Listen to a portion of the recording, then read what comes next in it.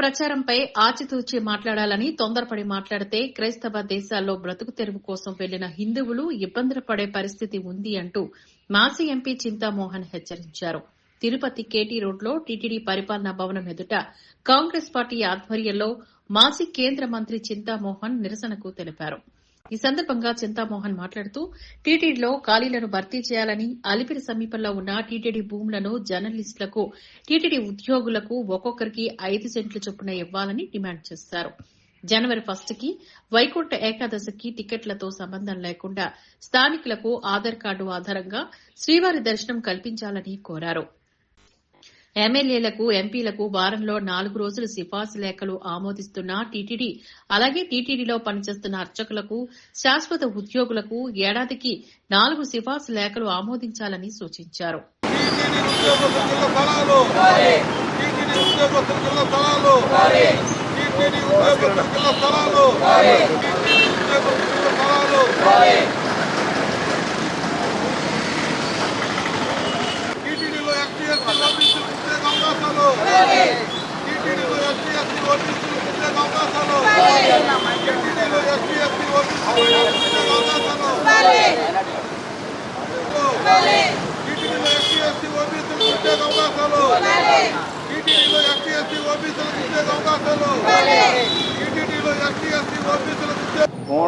మూడు నాలుగు విషయాల గురించి మాట్లాడేదాన్ని మేము ముందుకు రావడం జరిగింది. ముఖ్యంగా అన్యమతస్థులని మాట్లాడుతున్నారు కొంతమంది వ్యక్తులు, ప్రముఖమైన వ్యక్తులు. ఇది ఆలోచన లేనటువంటి ప్రకటనలు. అమెరికాలో లక్షల మంది హిందువులు అక్కడ ఉద్యోగాలు చేస్తున్నారు. క్రైస్తవ దేశంలో లక్షల మంది ఉద్యోగాలు చేస్తున్నారు అక్కడ అమెరికాలో. ఇటువంటి ఆలోచన అన్యమతం అంటే ట్రంప్ వచ్చున్నాడు, వాడు తరుముకుంటాడు. జాగ్రత్త, నోరు తెరిశారు అన్యమతాన్ని గురించి. వీళ్ళు జాబు రాస్తారు ట్రంప్కి, ఎవరో ఒకరు రాస్తారు, వాడు తరుముకుంటాడు మిమ్మల్ని లక్షల మంది హిందువుల్ని.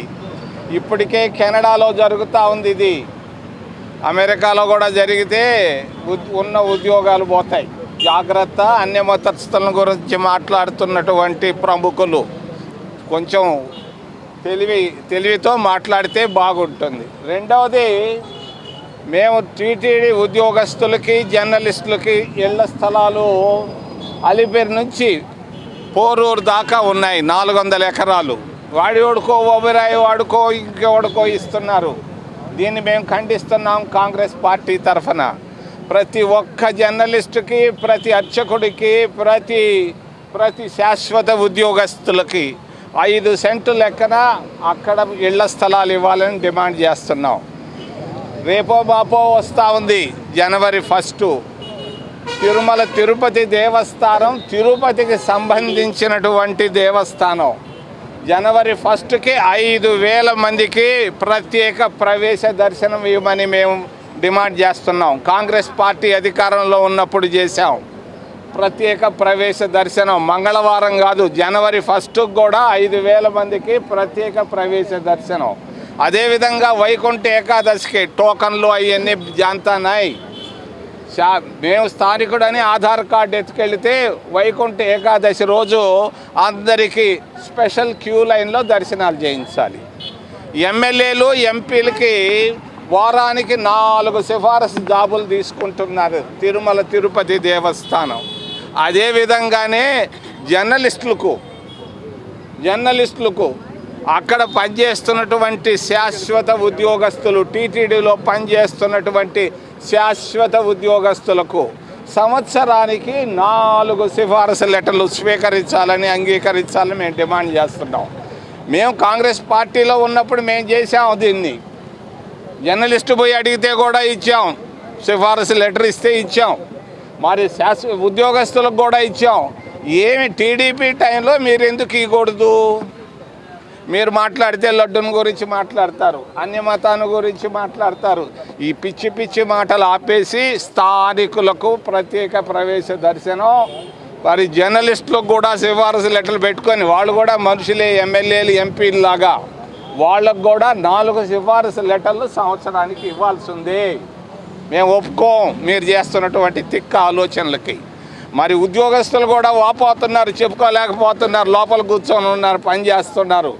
వాళ్ళకు కూడా 4 సిఫారసు లెటర్లు సంవత్సరంలో ఇవ్వాల్సి ఉంది.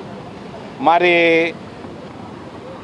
టీటీడీలో ఉద్యోగాలు వేల సంఖ్యలో ఖాళీలు ఉన్నాయి.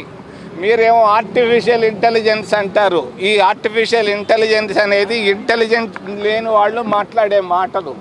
మాకు కావాల్సింది ఉద్యోగాలు.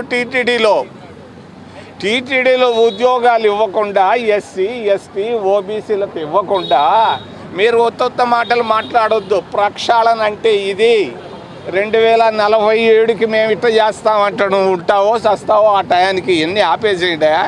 ఉద్యోగాలు వెంటనే రిజర్వేషన్లు ఎస్సీ, ఎస్టీ, ఓబీసీలకు ఇవ్వాలి. తిరుపతిలో నిరుద్యోగం విపరీతంగా ఉంది. ఆకలితో ఉన్నారు, అప్పులతో ఉన్నారు, ఆవేదనతో ఉన్నారు. పుణ్యక్షేత్రంలో ఇవాళ కన్నీళ్లు తొడవాల్సినటువంటి బాధ్యత టీటీడీ మేనేజ్మెంట్ పైన ఉంది. ఏదేదో పిచ్చి పిచ్చి ఆలోచనలు ఆపేసేయండి. మీ ప్రెస్ కాన్ఫరెన్స్లకు విలువే లేదు, ప్రజలు హర్షించటం లేదు. మన టీటీడీ బోర్డులో మీరు తీసుకున్న నిర్ణయాలు ఏంటి? ఏమి నిర్ణయాలు తీసుకున్నారు? స్విమ్స్ని అంతర్జాతీయ స్థాయికి మేము తీసుకెళ్ళాము. దీన్ని మీరు దాచిపెట్టుకున్నారు. ఆస్తి టీటీడీకి ఆస్తి కావాలని. ఎప్పుడో 2005లో 20 సంవత్సరాల నాడే నేను తీసుకొని వచ్చాను స్విమ్స్కి జాతీయ హోదా, ఎయిమ్స్ లైక్ హాస్పిటల్. ఇప్పుడేంది మీరు మాట్లాడేది? పిచ్చి ఆలోచనలు ఆపండి.